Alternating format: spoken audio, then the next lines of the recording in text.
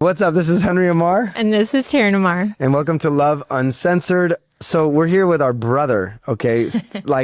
Dropped a bomb on us right before this podcast started. We're catching up on life. And before I tell you what he just said to us, I have to say something. I want to tell you that Terrin and I have said. We met at the Exit Festival in Serbia, and we both were speaking in front of like a massive crowd. It was like 45, 50,000, I don't know how many people, thousands of people. Dude, you embodied something so amazing at that festival that we literally have been talking about since. And I don't know if I ever did I ever tell you this? So I said, walked out and I was like, you carry, which I think is so important for a man to carry, the ability to receive truth and speak truth. And you were so open and you asked me sincerely, like, okay, you've done this like 10 times before, like, and you were so open, but you carried a confidence. And to me, that's real confidence. And I remember thinking to Terrin, I was like, dude, I freaking love that guy. Like, what an amazing man. Like, I really, like, how many times have we said that? Yeah. Like the amount of respect that we've had for you since that moment. We've literally talked about it so many times because I've got to witness other people that have come to be on that stage with Henry, and it hasn't been that. And you being so open, so like wanting feedback, so like just respectful of the stage and everyone there. And like it was so cool. Yeah. Humility and confidence and ownership and purpose. And it was like, I had to tell you that, man. It was like so respectful. And like, I just had to tell you, like, we left that day and we literally been talking about it since. And you embodied crushed it on stage too. And you crushed it. He had 45,000 people doing breath work. That was amazing. Yeah. So anyways, so before we got on this podcast, and I know you haven't even spoken yet, you're like, okay, you dropped the bomb on us. I was like, so how are you doing? You're like, well, I almost died yesterday. And I'm like, you can't just say that and just like, what?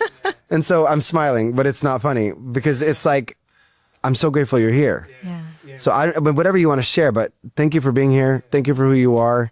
And thank you for just the example and the respect and the leadership you embody. You know, I just want to say that before we start. Just thank you and love you and so grateful for you, man. Likewise, I'm not gonna lie. I'm definitely a little emotional. That's a very kind words to say. And I've been pretty tender since yesterday, in a lot of gratitude. And I won't say my life flashed before my eyes, and sort of, but it was a little different.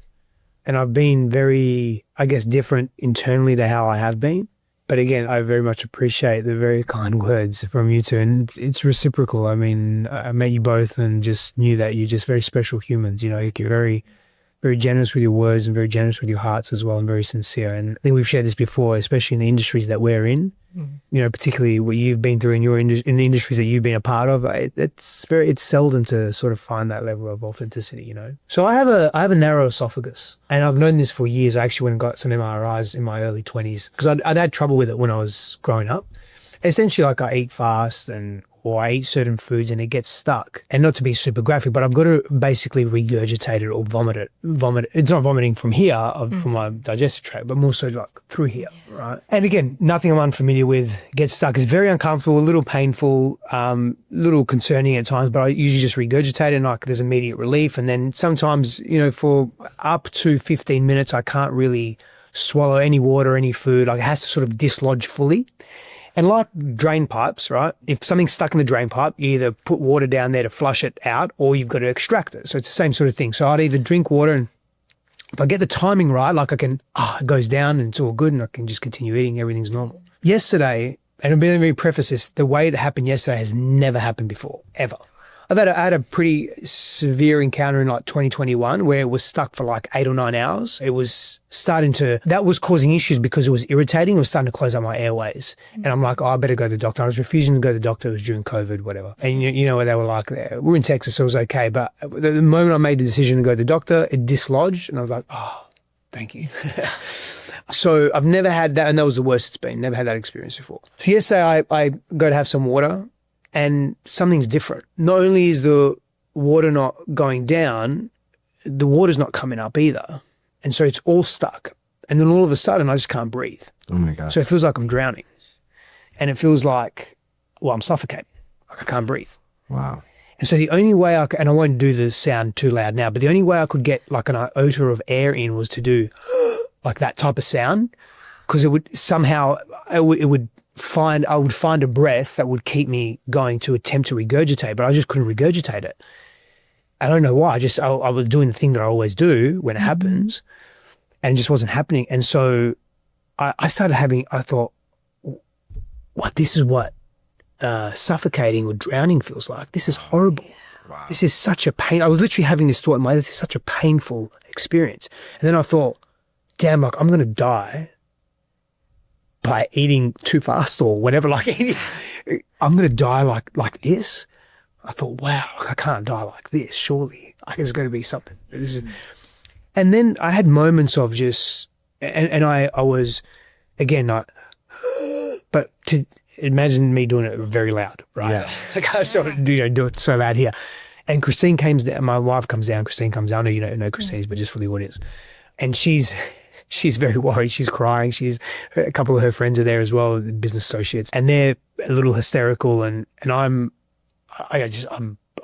literally think I've got maybe a few more of these left, and I wish that amount of air was going through. Like there was nothing coming through. Wow. It was maybe something I thought maybe I've got a few more of these left. Like I'm done. Mm-hmm. And she's trying to give me the Heimlich. Oh. And when you do the Heimlich, firstly, the Heimlich's not super effective, but when you do anything like that, you've got to put force in it. Like you've got to do it like she needs to be breaking my ribs basically, right? You got to put a lot of force. She wasn't doing that. She was trying. She was great. Like, I like this. I'm like, oh my God. And so that's what it's like. You're drowning, you're suffocating. Oh my God. And I've never had that experience. I mean, I can hold my breath for minutes and go underwater, and I do a whole bunch of that stuff in training, but it's very different. This is totally out of control.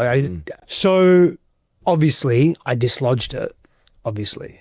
But I just thought, that's it. Like this is how I'm going to die. Like this isn't coming out. I don't know how to get out. I mean, there's not much more to say to it than that. And I've just been reflecting. It's been less than 24 hours. Wow. Well, thanks for being here the day after. My gosh. Yeah. What is I don't know, to me, life and death have such implications. Like you have a little one, which is like life. I definitely thought of her. Yeah. And so how did that, what do you feel, has anything shifted? Has it been, what has happened for you since then? Yeah. Well, it's less than 24 hours. We'll see how my psyche habituates back to its normal patterning, but I definitely feel more reflective. Maybe that's not a feeling. Sorry, I'm feeling more grateful.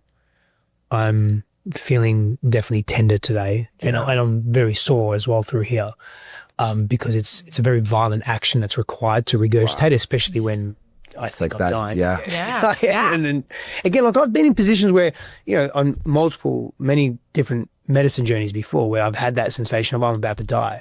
And in fact, one of them was very similar to this, but it was, again, very different. It's where I was in a 5-MeO DMT experience and then a Bufo experience as well, where it sort of felt like, I can't breathe, I'm going to die. But again, it was very different to yesterday. Yeah.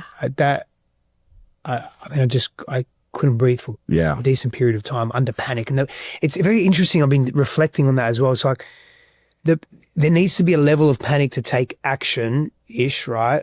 And also not too much panic that doesn't allow me to take action. Right. It's very interesting how the body, when it gets into a really real survival mode, what happens. And again, suffocating or drowning, it is a horrible experience. Yeah. I don't want to die that way. Anyway, so I've been reflective. I'm definitely in more gratitude. I'm moving a little slower today as well. I think I need to do a little bit of I know I will do a process the next day or so. Yeah. I'm just letting it settle. I'll take myself to the beach. I'll do some breath work. I'll do some neurological stuff. Just move somatic stuff, move some through the body. I mean, it's that's an intense experience as well for the people that were witnessing it too. For sure. Yeah. And your wife processing that was, I mean, I'm sure, and trying to help you the best that she can. Yeah. She was trying, man. That makes me when I was singing in my head, I was like, that's got to be what a moment, you know? Oops. Yeah. It's like I said, I went from there, I settled, and I went into some work stuff for some commitments that I had because I was genuinely fine. But I know that stuff's living in my body. Yeah. And just watching her as well in distress, like a lot of distress. Yeah. With what was happening. And she literally said that you're going to die. Like, what do we do? And she's witnessed that before. Like, she's witnessed me in that she knew what it was, but never to that degree. being confronted with loss or death or intense change, it changes you as a human. You know? It's very difficult for it to not. Yeah. Again, and I'm not under any illusion, it's very fresh still. My nervous system's still adjusting. Yeah, for sure. But I've definitely been thinking about my life in a different way the last 24 hours. Absolutely. And I'm so curious to see how much more, like, you're already purpose driven. You know, you're already focused. You're already like these things. So that's probably going to make it even more of like what's important, what's not important. How does that work? Like, I don't know. This is a whole different story, but we thought we were getting kidnapped when a month and a half ago, we were in a car. Where? We thought in Serbia. Oh, you said? Yeah. We were in a car, and just to make a quick story, I had been asked to speak up on a certain, something that, a topic of freedom for the people and things like that. I'm and familiar with what you're speaking. all of a sudden they were like, well, you might get some people mad, and we've heard stories and stuff. And then our driver was supposed to come at 5 a.m. And then we said, can you come at 4:30? And the hotel calls us at 4 a.m. and says, your driver's here. So we get in a car, and 30 minutes later, our driver calls and goes, I'm in front of your hotel. Where are you guys? And Terrin texts me. She goes, dude, what if we're getting kidnapped? Because we've heard of certain stories, blah, blah, blah. And all this stuff happened. Long story short, we ended up getting out. But that It was someone that was trying to kidnap you? we're not really sure who it was. We don't know if it was a double booking I don't know who it was. But there was a lot of things that we did to make sure, like, in case this was somebody, to know that they were on camera, and that we sent it to people, and we were U.S. citizens, and we were registered with the embassy and all this stuff. And eventually, like, they were like, you're dropping us all at the airport, right? And the guy was just so stoic and didn't really speak. So, but normally everybody speaks English there, you know? And so finally, like, I don't know if we did enough things for them to be like, dude, just get him out. And then we thought, we went to put our passports. We had a red X at the airport, and then we ended up working it out. But it was like this whole experience. But I'm sitting here with my wife, and I'm sitting there like, we got 2 girls back home, and you're sitting there for 45 minutes in a car, not knowing where you're going. Yeah. And not that, like, that's not the same thing in that sense. But I'm like, if it was just me, like, you know, but there's kids involved, you know, and there's life involved. And but when we got back, there were so many layers to that trip, and so many layers to, like, things happening, and Dushan's wife passing and all this stuff. And so death was so imminent, and the sacredness of life, and one thing could happen that could change your whole life, like literally one thing. And I remember we got back, and I said, I have to change things around in my life. Like, I have to switch things up. Like, what? It's a shock moment, man. Yeah. It's not, the context and all the content is different to my experience, but it's a shock moment. Like, that's not different. It's the same thing. Yeah. And so reflecting for you, it's like, I don't know what's going to shift. I don't know what God will speak through you, but we're grateful you're here. Yeah. And, Likewise. Not here literally. I mean, we're grateful for you on the podcast, but we're grateful you're here in life, man. You really are a gift. I guess before this or during this or even after this experience, like, what would you say your purpose has been? Oh, yeah. So ever since my daughter was born, I've been reflecting on that very, very deeply. And I've got words to it. I don't know if I've created succinct words for it, but I'll give it a crack. I mean, that's very Australian what I just said. Then I'll give it a crack. Because you can take what's the saying? You can take the boy out of something, but you can't take the boy. Can't take it straight out of it. Right? Crack. Oh my god! I don't like the Australian saying anyway. So, if I was to equate purpose with legacy, and the kind of human that I want to be, it is really for me to leave, and I'll back the statement up. I'll give it more context or detail. My objective, if I were to have a goal and an objective, is to leave a healthy imprint on every single human's nervous system that I encounter. Yeah. Right. But what that was inspired from was, like, how can I be that for my daughter? So when she feels me in her nervous system, both consciously and unconsciously, in her world, her mind, her spirituality, her being, she feels that daddy's safe. Yeah. And it got me really thinking about how I show up. And by the way, I have not nailed this. I'm not 100% effective in this. I can be abrasive. I can be impatient. I can, not lead with curiosity and compassion. I'm not trying to make excuses for myself. I haven't quite unquote nailed that. I'm not looking for perfection, but I am looking for definite evolution and improvement. Yeah. But to answer your question, it's like, how can I really be attentive and mindful and present, like in presence to the imprints I'm leaving on people by how I'm showing up, by how I'm behaving, how I'm thinking, if someone's agitating me, like how am I presenting myself back to that person, you know? And so that to me is foundational in my life. I do my best to really keep that in the forefront of my existence. And I think why it's so important for me is because part of my patterning in life and my protective strategies and the way my ego functions is hyper protection through reactivity, right? And through either creating conflict or thriving in conflict and then attempting to be in control and power when in conflict, you know, in the various ways that my ego does that to feel safe. And so that's really the antithesis of, well, me leading a healthy, safe imprint. And how you interpret it's your business, but is my intention and is my execution in alignment? Like, that's all I can say. Like, how it lands with you, like I can't control that, but I can be in greater autonomy of how I present that, right? So that's a big part of why I feel I'm here on the planet, and that's not for other people. It is, but it's more for me. So I want to be what I would consider to be a better human, and if I can be more attentive to that and be more practiced with that, then surely I'm learning and growing. Yeah. And I think growth is a big part of why we're here as humans. Yeah. I love that. I love that so much. We did a podcast with Dr. Frank Anderson yesterday, and he talked about a similar thing of like, what is other people's experience with us, whether that be through a great experience or how are we causing harm? Like actually asking ourselves the question of how am I also causing harm to people and taking ownership of what that is.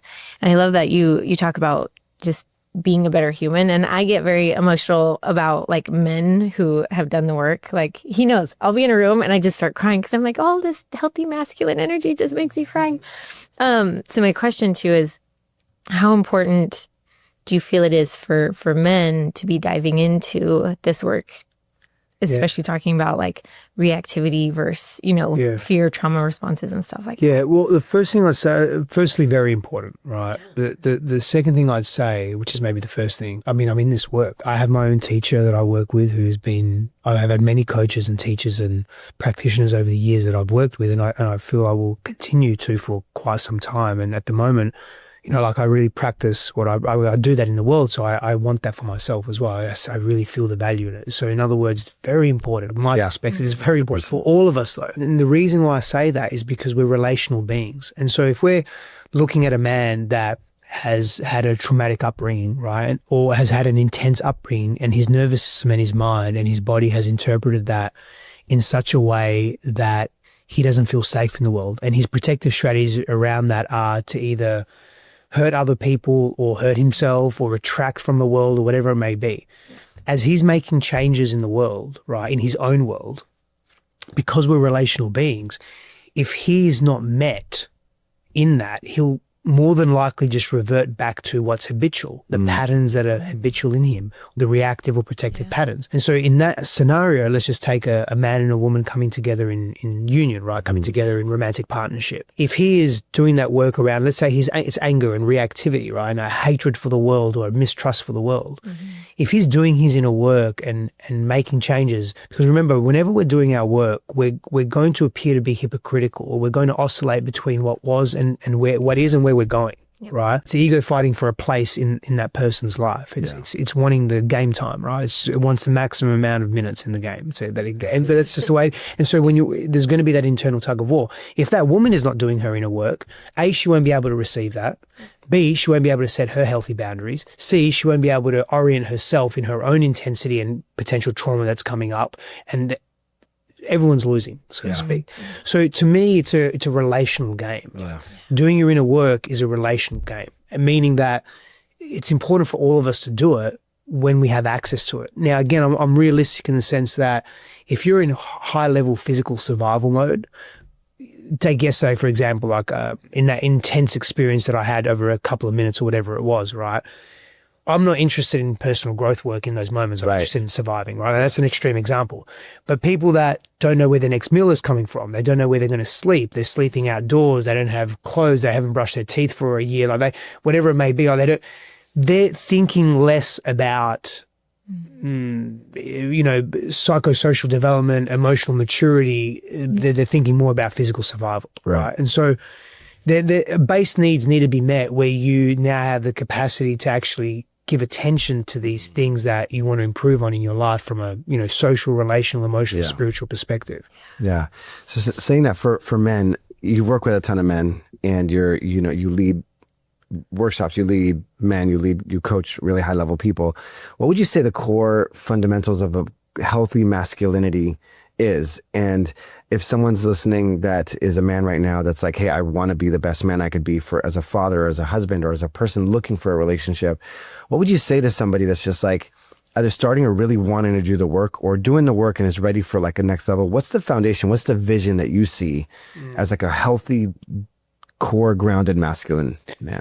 Yeah, so I think there's a few points to make to that. Firstly, the caveat for me is that I'm not here to tell anyone how to be. I can list a stack of characteristics that may resonate with someone if they're ready for that, and may align with who they are and who they want to be in their lives. But ultimately, like, as I'd say, foundationally as a man, or as a human being, it's really important to be sovereign and to be thinking for yourself and feeling for yourself what's most important to you. Yeah. But, something that comes up in sort of response to your first question, I'll probably list two things. I was speaking to a very dear friend of mine, Johnny, and Johnny and I have taught together. He's in men's work as well, but he's a ex-Army Ranger, a special operator in the military, a decorated human, just beautiful human being. I love him so much. I was literally thinking about him yesterday. I haven't spoken to him for a while. I need to give him a call. So you just reminded me again. But, we led a program once called Activate Your Alpha, and it was purposely it's called Activate Your Alpha on purpose because it's meant to be a bit of a play on this term alpha, right? Mm-hmm. But it was a very hard 4 days for the men that were involved. And it was a, pseudo-military induction, so to speak, with a great deal of psychological, emotional and spiritual practice as well. It was very, very unique. It's a beautiful program. Anyway, he and I are talking, and one of the core attributes that we both believe is imperative for any man is the ability to lead and to be led, and to know when to do one or the other. And often our egos get in the way. So the personal development work, or the ego work, or the self-reflection work, and all the modalities that we use, and all the different avenues that we can take to begin to dissolve the ego. And by the way, the ego is not bad. This has got nothing to do with the ego being bad. This has just got to do with personality patterns, and patterns that are established at a very young age, that are survival based, that keep us not in relational contact, but in relational distance, right? Which, again, why is that important? Because fundamentally, I believe, and there are many other, authors and thought leaders and so forth that would probably share this, is that the greatest things that we want is to be seen, to be heard, to be understood, to be appreciated, respected, accepted. Those are the core things that we need. Tony Robbins speaks of 4 core needs as well. And there's a reason why we're here today as we are as humans. I think a big part of it is, I've said this many times, yes, we've eaten meat, we've discovered fire, we've had psilocybin, or we've had, psychotropic substances, and we've expanded, our prefrontal cortex has expanded and all those things. But the artfulness of relational neuroscience, the way our brains and bodies have interacted in social presence with each other, that's a massive evolutionary leap, in my opinion. We're social animals. So being led, leading, knowing when to do, and learning and being open to that, of course. And again, there's a list of attributes I could say, like practice humility, be humble, practice confidence, expose yourself to challenges. There's a whole stack of things, right, that for men specifically. But I would say that the other thing to that is, so the led, know when to lead, how to lead, and be led, and when to be led, but willingness. Like willingness to grab the thing that's difficult, willingness to be in your daily spiritual practice, willingness to get uncomfortable with your own self, to wrestle with your own demons, to face yourself, willingness to say a kind thing when you want to say a not a kind thing, right? Willingness to say not a kind thing when you actually usually say a kind thing, because your pattern is to be a people pleaser and be passive, but say it in a more compassionate way. Like, speak your truth, whatever it is. But those two things, I'm not saying they're the top of the chart or anything, but they're just two that come to mind. Like I said, there are many that I've just shared, but willingness is, again, like if we can tether that directly to growth, because growth is uncomfortable, right? And being willing to do the thing that matters to you in that moment, but the ego doesn't want to do, or the personality doesn't want to do, because it feels unsafe, because it's unfamiliar. That's where our life just expands. I mean, I've just seen it in my life, multiple, and many clients, thousands of people that I've worked with over 25 years. Yeah. Yeah. Don't you think, for men, do you want to ask anything? Well, I have a follow-up question. Okay, go for it. So, which I love this. This is so good. How long are you two married for again? Almost 5 years. Yeah. Guys are sweet. Feels like forever though. But it feels like that, when you experience like so much life together, and like we both have experienced so much like hardship outside this. And when we found each other, we like dove in the deep end really deep. And our first date, actually, Oh my gosh. one of our first dates in the state I was living in was a trauma healing event. And in my mind, I'm like, we're either gonna be like all the way in, or we're gonna be out after this, But at the end, we're like, we saw each other's like greatest like hurts and woundings and how we operate and the way our trauma responses were in relationships and this and that. We're both like in tears and working through it together. I'm like, she does the freaking work. This is amazing. Cause I was like, there's no limit to who we see. Willingness. Yeah. Willingness goes a long way, right? Yeah. Like, and willingness to be seen in that like rawness and realness of like, this is my stuff. Yeah. Yeah. And vulnerability just like really was beautiful. But so grateful for her. And I'm grateful for men who do the work. Like that's what's really cool. So my question was kind of a follow-up is I work with so many women who are married and they're really on this journey to embody the feminine and it's really beautiful. And they're like, but how do I get my husband into this work? And like the willingness that you're talking about, and maybe they're met with resistance, but they're, and they're in marriage and she wants to create this connection. How can she invite him? Or what would you say from a man's perspective? What would be a great way to invite men into that? Or just be the muse, right? Like be the inspiration, like lead by example. Yeah. Don't be forceful. Not. I shouldn't say don't be forceful. Maybe here's the thing on that.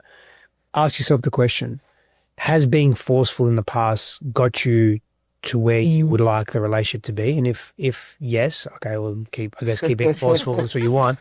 But if no, and most men don't do well with force. Some do though. Like again, it's got less to do with man and woman. And right. They're more their core essence of who they are or how they've developed in the world, their personality, right? Yeah. Not so much less about their core essence and more about their core wounding or their core personality, right? But forcing people generally doesn't work too well, right? And if it does work, it comes with often catastrophic side events, or outcomes that are associated with consequences, right? Yeah. And usually that's a distance in relational contact and intimacy. I mean, you may get what you want per se, but you don't really get what you want. Right. Because remember, go back to what we said about wanting to be seen truly and understood and heard. Like that dissipates. Yeah. So lead by example, right? And then if you're really doing that and you're gently presenting information and sharing what's alive for you and what's important to you, because the other part of that is can you make requests and share what is really important to me? Hey, love, darling, whatever, John, this is what's really, this is what really matters to me. I would love to invite you into this. And then, if you're really in that practice and nothing's shifting, as a woman or as a partner, you got to ask yourself a question, right? Does everything else in the relationship outweigh this one thing that he's not doing or that he's not coming to the party with? And if it does, then you can still be in the relationship and you can be very happy in the relationship, right? But if it doesn't, then you've got to make some honest choices or you've got to have different conversations. Yeah. And most of us are afraid to have those conversations. Yeah. And myself included sometimes. I don't, and again, the paradox in my own life is like my personality thrives in conflict. And at the same time, I don't really want conflict, right? It's fucked up. The inner conflict of conflict. Yes. Being human. Inner conflict. Yeah, I like that. The inner conflict of conflict.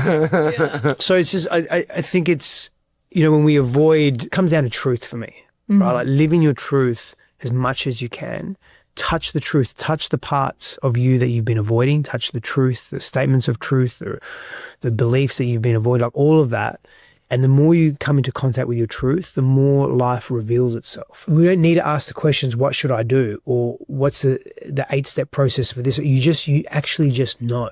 And it's not to say that those, again, we're relational beings. We should be leaning on each other. I think that's an important thing. And it's not that those processes and steps and modalities don't help and don't work. I just think they only get us so far if we're not really touching our truth. Yeah. Love that. It's interesting because I don't know if you feel this way, but I think the reason why some men or masculine beings don't get to the full truth. I think we seek freedom, but a lot of times if we grew up not able to express how we feel, or we have so much shame around feeling our feelings or experiencing whatever we're having inside, we're not really willing to look at the full truth. This line that I'll say is most people tell themselves enough truth to be uncomfortable, but not enough truth to be free. Because when a lot of the voices in our head are so insane and intense that we try to beat ourselves up into healing or hate ourselves into loving ourselves, and it just doesn't work. It doesn't work that way, right? And so I've experienced, I don't know if this is how we want to get to truth. Clients and people want to get to truth, but there's such a barrier because the wounding within themselves and is so hard that the one thing that will heal them is love, but the thing they're having a hard time giving themselves is love, because I'll love myself when I get to, It's totally conditional and codependent. And you shared something then that reminded me of a question that you asked earlier around men. And we touched on leadership and willingness and so forth, but I'm pretty sure you asked, what is one of the ways that men can actually begin that healing process, right? And so sorry I missed that question, but you just touched on something now really, really important. The greatest things that we can do for ourselves is surround ourselves with people that see us and want to also healthily challenge us, but can reflect back to us what's possible, so that we cease to live in my wife says this a lot, in probability, which is, scarcity, fear, contraction, and more in possibility. Right, the vision of what's possible for self, right?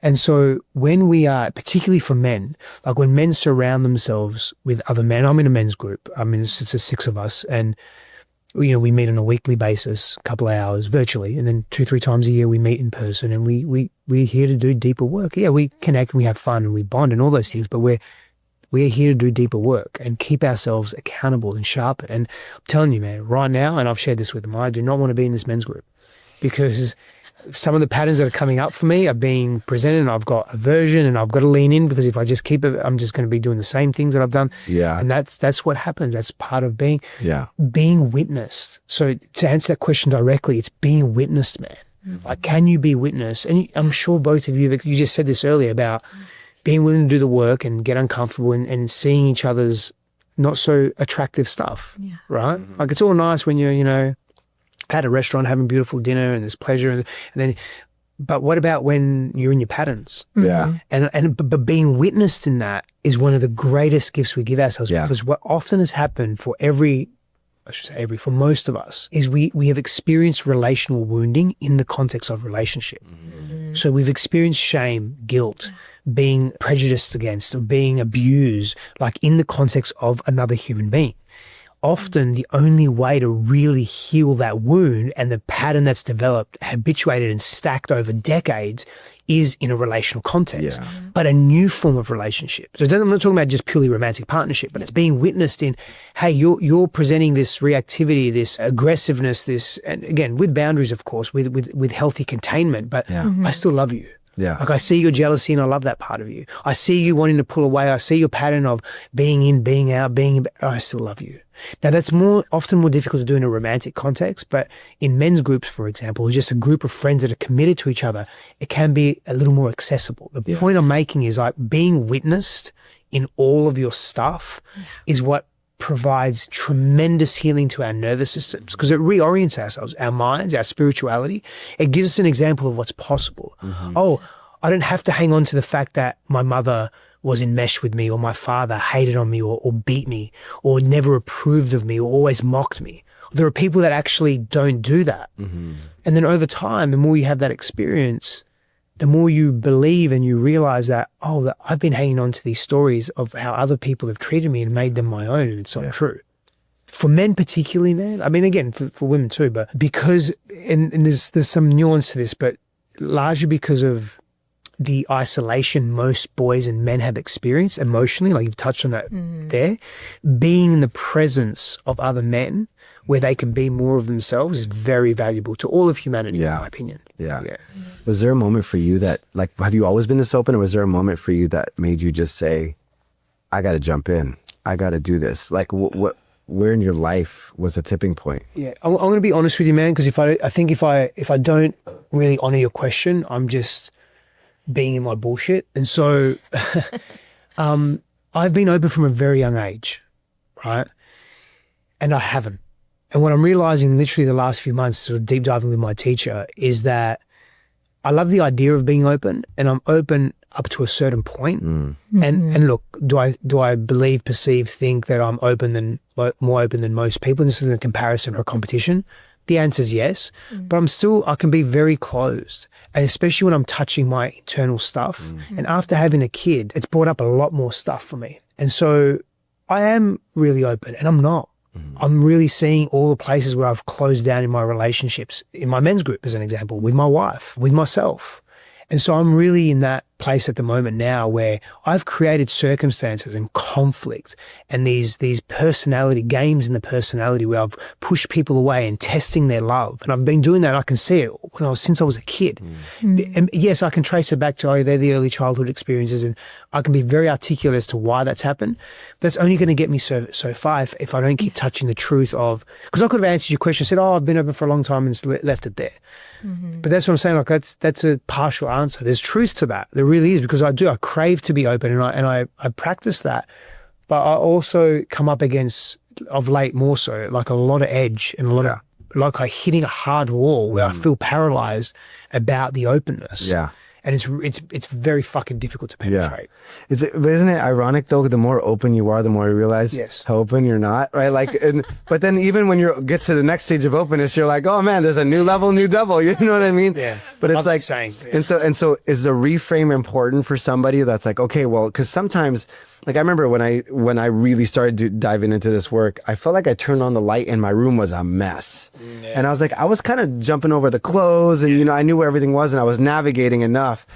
And then you realize, like, it feels like there's so much to do, and there's always more, right? Sure. Is it, because I was telling someone this the other day, because they were so hard on themselves for realizing how far they had to go. Yeah. And they were like, oh, I have so much to fix in myself. And I said, or you could look at it as like you get the opportunity to love yourself where you are and love yourself enough not to stay there. Yeah. It's like, it's not like I will love myself when I do this next level of openness to somebody. Because I know there's a lot of men that are like, dude, I'm scared to turn the lights on. Because when you open yourself up, you realize, oh shoot, I have not been as open as I thought I was. Yeah. And then the whole world comes down. And if we're not careful of the voices or how we honor that adaptive behavior, because that's all adaptive, right? Like it's how we survived. Then I think a lot of people shut down and go back into their cocoon because they realize it just feels like too much. Yeah. Like, have you experienced that at all in with people you work with or yourself? Yeah, I think that's a very accurate. I mean, I could add a couple of things to that just to elaborate, but it's a very grounded, from my perspective, very accurate approach. So back to willingness, like, can you be willing to turn on the light? Like, really, and then do that through relationships. So can you be a mirror for me? Like, be honest with what you're seeing as an example. Like, you shine the light as well. Like, we do it together, right? And so most people just aren't willing. They just want to turn that light off. Yeah. That's the game of the personality. The power play, though, is not just turning the light on. The power play is to keep the light on. And that's not even the power play. The power play is to meet the parts of yourself that you're coming into connection with non-judgment. Yeah. Which is what you're sharing. I'm just putting the word non-judgment. Yeah. Because we judge ourselves so harshly. Yeah. Again, I'm super guilty for that. I'm super, responsible of the guilt the guilt and the shame of self that I apply to myself. Mm-hmm. The hard inner critic, the harsh inner critic. Yeah. And so it's about owning your patterns and owning in a more, not a light-hearted way, that's part of it, but definitely in a non-judgmental way. Yeah. That creates an access and a portal that opens, a door that opens, that actually starts moving us towards the true freedom that you were speaking to a few moments ago. Mm-hmm. Yeah. That's the power. So good. So good. Yeah. So good. So good. And it's continual work. It's not, it's like how we said, new level, new devil. It's like we always say, if it's been a year and we haven't seen each other, let us reintroduce ourselves, because even he just had a huge breakthrough in January of this year. It's like constant evolution, which I love. And we're people who, like, we all do the work, but we get excited when we kind of see that threshold of, oh, hey, there's something here. We need to shine the light on, like you said. Because you see what's possible, right? Like I told her in January, I was like, I see breakthroughs in so many people I work with, but I don't know that I fully applied it to myself. Because I get so caught up in helping. And I'm like, I'm missing out on being a better husband. I'm missing out on being a better father. I'm missing out on being a better leader. I'm missing out on being a better friend and a brother. And I'm sitting there like, man, I want to go in. I want to go in and find those places of me that have not been brought forward so I can integrate that part of myself to be more free, to be more loving, to be more present, to be a better instrument in God's hands in the world that I could be, light. And I told her, I was like, I got to dive in. And I remember we were in Hawaii, I think, and in the car, and I was like, I'm going to really take a look. I'm not going as deep as I know I can be. And I think part of that, I was afraid of the impact because it's good and it's working sort of, right? But I realized that like, no, freedom is my core value, one of them, love and freedom and truth. And I had to pre-frame it to her. I said, I'm opening up in so many ways of even how I communicate. And so if it feels different, I had to prepare and pre-frame for her because she was used to me being a certain way. But as I shift, everything else shifts alongside me. My little nervous system for it. And I had to prepare her nervous system for it. But I think I love that we can pre-frame that for each other and support each other. But it's crazy when you really look at it. And like for myself, I was like, that shift for me in January, I had a massive breakthrough from it that prepared me for where I'm at now and what the shift that's happening in my life now. And I feel like for some reason now I'm finally going to be able to do the work that maybe I'll have another breakthrough and say that in 6 months from now, but the work that I was called to do at a whole new level, And so I freaking love your openness. But that's what I said about you in the beginning though. Yeah. I could see your willingness to lead and be led. Mm-hmm. You like exemplified that at the festival last year. Absolutely. Like to me, you went out and you're like, dude, you freaking led tens of thousands of people and you had this energy and like, even with us, you had this so much love and presence and you were willing to be led and be like, hey, this is one part I'm not fully familiar with. I haven't done this yet. Let me be open enough to ask. Cause I'm not going to let my ego be like, oh, I'm not going to ask. But you're like, dude, hey, what is your recommendation? I was like, dude, that's freaking amazing. Like, that was so like, cool. And it's so simple to be like that, but I don't know that many people that would ask that question, because they're like, okay, I'm just going to pretend like I'm this leader. And it's like, dude, you're like, no, I want to freaking go out and be the best that I could be. So I appreciate your example and what you just said. Yeah. No, thank you, man. I mean, that was the first time, maybe I've been in front of a few hundred to 1,000 people, maybe, I think. Yeah. No. Tell a lie. And I've probably done maybe 2,000 or 3,000 people up on stage, but it's very different to,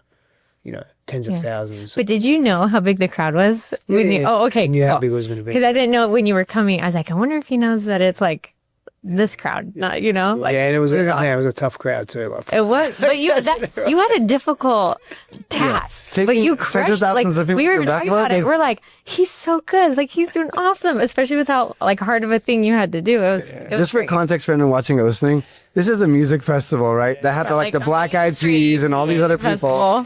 A mainstream music festival. And Stefanos is going out when they don't expect it to do breath work, to teach people that through their breath they could reach a high without drugs. A high without drugs is basically what you said. You're like, I can give you a high without drugs. You did so good. It was so good. But it was good. And you had people doing it. And I mean, you planted a seed for so many people, Yeah. So it was awesome. I was like, I remember looking at her, I was like, this is freaking awesome. I know. It was so good. And yeah, man. Challenge is good, man. You get out of your comfort zone. Yeah. But I think that masculinity in all of us, we believe everybody has masculine and feminine within themselves and integration is important. But I think the masculine in all of us grows under pressure, we need the pressure, and so side note, another part 2 of this is we get to interview you and your amazing wife and just super grateful that for her, she's amazing, as a rock star herself. So, but as we close out with you individually, I mean, do you have any final questions or thoughts? Well, I have one question, or one more, which is about, and this just popped into my head, is because this is a podcast about relationships, and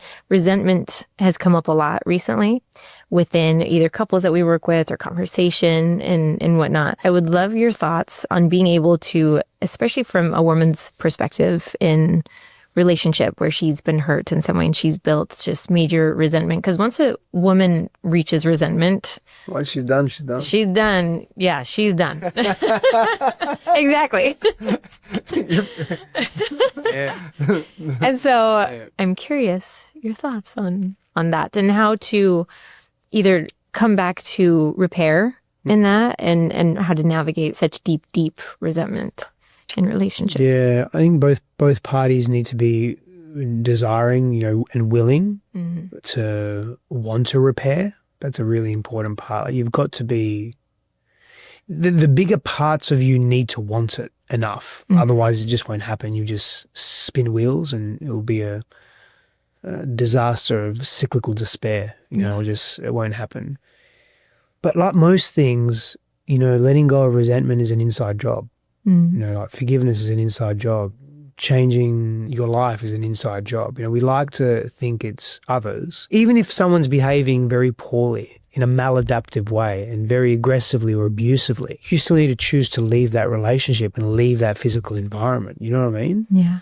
So the onus has to be on you. And it's not, I don't say that because I'm part of this new age movement that says, self-love above all. And if you don't love yourself, you're never going to love anyone else. Not at all. I say it more so from a place of empowerment and disempowerment. Again, most people's wounding is established at a very young age, right? Where we're impressionable, where we are imprinted upon in very deep ways. Again, in our nervous systems, in our physiology, in our psychology, right? Which obviously forms our spirituality. And so in those times, we develop very strong survival patterns. And so if you are not willing to go to the places within yourself that are self-honoring and that are making choices for a better version of you, you're going to really, really struggle to expect someone else to make the changes for you. And this is unconscious and quite natural. When we experience pain upon us, right? Again, like it could be constant words of affirmations or being put down or being passed around, or our parents' divorce and we made it mean that it was our fault, or physical abuse or molestation or rape, or, anywhere on the spectrum, little t and big T trauma, and then what we make it mean, right? So the intensity of that experience and then what we make it mean. We have this unconscious expectation and it's a codependent expectation, right? It's like, I'm only going to be okay if you either make me okay, or if you're okay, or if you fix it, or if you change. And so that codependency is established at a very young age because that abuse was done to us and towards us. We have this unconscious understanding of, well, therefore, if that person doesn't do that, I would be okay. That transfers into, well, if this person changes their behavior as an adult, right? 4 decades later, if this person changes their behavior, then I'm going to be okay. So now take resentment. Right? Well, if they stop doing the thing, then I'll stop feeling resentful. Well, I mean, it's going to help if they stop doing things that are maladaptive, but what's going to help more is that you honor yourself and do what you need to do to not be in a relationship. And that doesn't mean necessarily leave, but to not be in that relational dynamic that is perpetuating that. But again, like back to the empowerment. In those moments of intensity, abuse, trauma, etc., where our power was taken from us, or we gave it away, or we lost it, right? We're disempowered. If we remain in codependent dynamics and I'm relying on you to change dynamics, we remain in disempowerment. Disempowerment doesn't project us forward. It doesn't move us out of our pain. Therefore, there's no growth. Empowerment, or embracing a sense of empowerment, does so. Now we're empowered to change. Now life becomes different. I hope I made those connections. Love it. That was beautiful. I got lost there. A little bit lost there. I was in it. Okay, You had me leaning forward. I was too. I'm like, yes. But it's crazy. I never thought of the word empowerment, of the etymology as empowerment, bringing power into yourself. Yeah. Empower. Not giving it away. Not letting someone, because that's the thing, that disempowerment that we experience. It's like power lost, power given away, power taken from us. Like there's an unconscious energetic that runs through us that says, the only way I'm going to be okay is if someone else makes a change or someone else does something. Wow. That's a lose-lose for us. Lose-lose for everyone. Yeah. So good.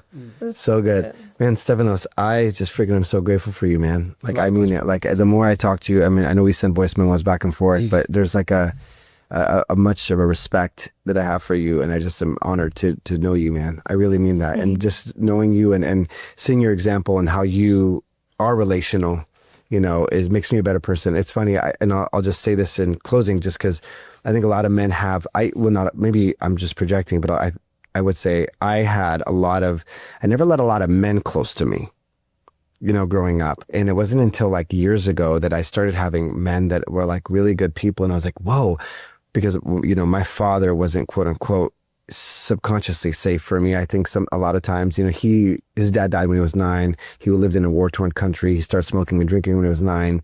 My dad had a lot of trauma. And so his passion was a lot of times, directed towards my family or my mom or me. But he was such a good-hearted, big-hearted man. But sometimes your weaknesses or your strengths with fear attached to them. My dad's big feelings, when he attached fear to them, which is anger, would become his weakness, in our family. And so I think a lot of times I would put men as like, oh, men aren't really safe. So I was like my mama's boy, my sister, and everything like that. But as I got older, I realized like that was a part of me that I really had to allow myself to have new experiences with really healthy men. And I'm really grateful for people in my life that have shown up, that have loved me enough to tell me the truth. And their truth was so loving, and it wasn't dysregulated truth. It was like, hey, I love you. I'm going to hold a mirror to you. I got you. Like, I'm going to be your brother. I'm going to stand with you when things are hard. And it was one of my friends that was like that consistently for me. His name is Mauli. And when my mom died, he drove 45 minutes. My mom died at 1 a.m. in the morning, like 12:59. And I didn't know this, but he drove and parked in front of my house and said, hey, if you need something, I'm really close. I can come by. I'm only like 45 minutes away. I didn't know. He didn't want to tell me he was in front of my house, but he stayed up all night in case I needed him, but didn't want to tell me to make me feel uncomfortable, to stay there because he wanted me to mourn with my family. But when I started seeing healthy men that loved me and that I was able to love, it was just, there's something in my body that just felt like it was a piece of me that I needed to heal and gain that relational experience with this side of the table, And so meeting you is just another experience for me in that bucket of, wow, like I'm just really grateful that I was able to open myself up to build connection with men, because it was so weird for me before, like, hey, cool, nice to meet you, man. And like, I was really close to women. So I just want to commend you for being that. And I think obviously your experience with having your men's circle and doing all that is helpful. But for a man that was not wanting to be around men, and then experiencing healthy men like you and brothers like you, and we get to wrestle, and of course we're not perfect, but we get to talk life together, is just a really healing experience. And if there's any men listening or watching that are isolated or don't really allow other men in, there's something so beautiful about genuinely telling another man how much you respect and love him, and you mean it. And I hear your voice to me, and I know that if I ever needed something, I feel like I can just call you, even though we don't, like, we've seen each other a few times. I told you, I saw you, I was like, I feel like I've seen you so much more than I've seen you, But and I know without a doubt you need something, I will be there 100%, like there's like no question about it. And so I just want to say that because you've been that additionally for me. And even though I know you, but I feel like I know you much more than I probably do. But in my experiences with you, your presence and your grounded love as a man in your space and the work you've done has also been reflective on me. So I just want to say thank you to you. And so as we wrap up, and I'm so excited to meet your amazing wife in person, any final words come to mind? Anything come in your heart that you just would love to tie this bow on at the end of this podcast? God bless you, man. You both started me crying. Now you're finishing me crying as a kid. And I don't say this from a place of victim, because that's one of my patterns that I've run for a very long time, my survival pattern, which I'm attempting to undo in a very loving way. It was very hard to receive love because intimacy was very unsafe, right? And I'm definitely not alone in that experience. I know that for a fact. And what I would say is, for all of you little boys and girls out there who think because we're not adults, we think we're adults and we look like adults, and we make the assumption, oh, he's just an adult man. Like, he's a man, he should know better. Or a grown woman, you should know better. But we're really just regressed versions of ourselves running around in adult bodies, right?